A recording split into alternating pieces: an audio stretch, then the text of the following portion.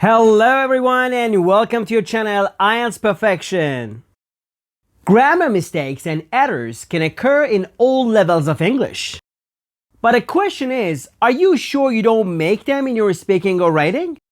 Today I'll review some grammar mistakes and errors, and knowing them will help you improve your score.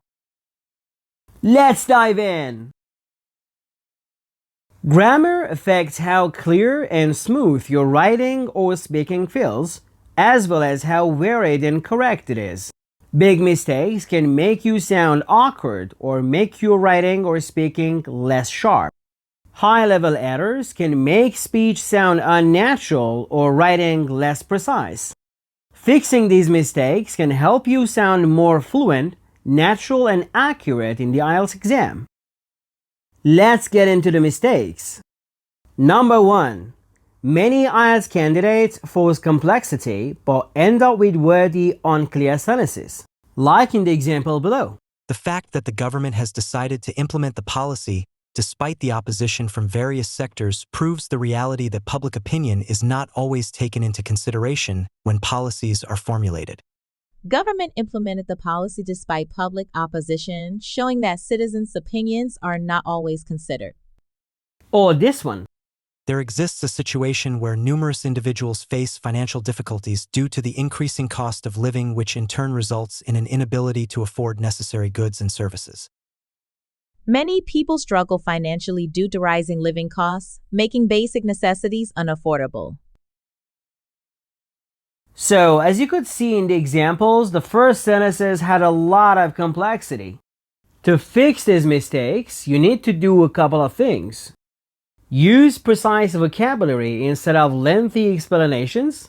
Use fewer clauses.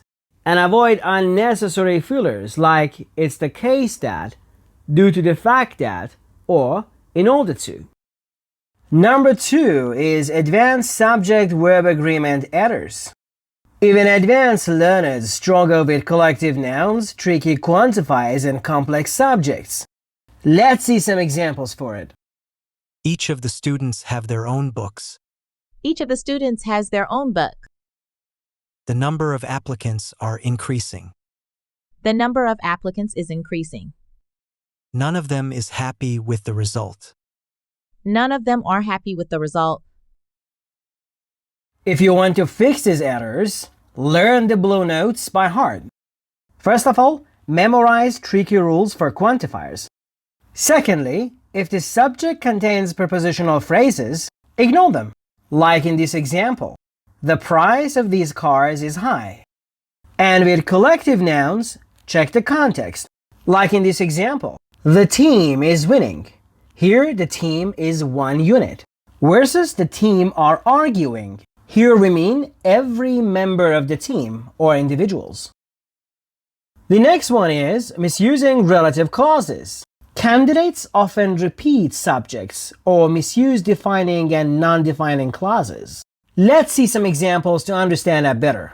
The book that I borrowed it from the library is very interesting. The book that I borrowed from the library is very interesting.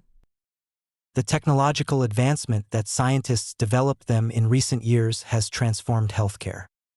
The technological advancement that scientists developed in recent years has transformed healthcare. Now, to fix them, don't add an extra pronoun after that or which, and use commas for non-defining clauses. Like in this example, my brother who lives in Canada is a doctor. Number 4 is wrong use of parallel structures. Lack of balance in comparisons, lists, and phrases is something that many candidates struggle with. Let's see some examples for it. She is not only an amazing singer, but also her ability to dance is impressive. She is not only an amazing singer, but also an impressive dancer.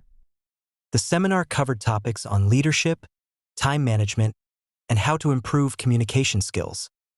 Seminar covered topics on leadership, time management, and communication skills. To fix them, do these.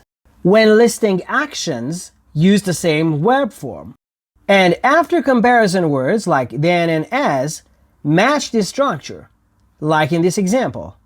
I prefer coffee to tea versus I prefer drinking coffee to drinking tea. Make sense? And number 5 is incorrect use of the subjunctive mood. When expressing a situation that is not true or is unlikely, especially after verbs like wish, if only, or as if, they use were instead of was, even for the first person singular, I. Let's see some examples for it. I wish I was more confident when speaking English. I wish I were more confident when speaking English. If only I was more confident in speaking English. If only I were more confident in speaking English. Okay, so if you want to use this structure accurately, use were for all subjects in unreal present wishes.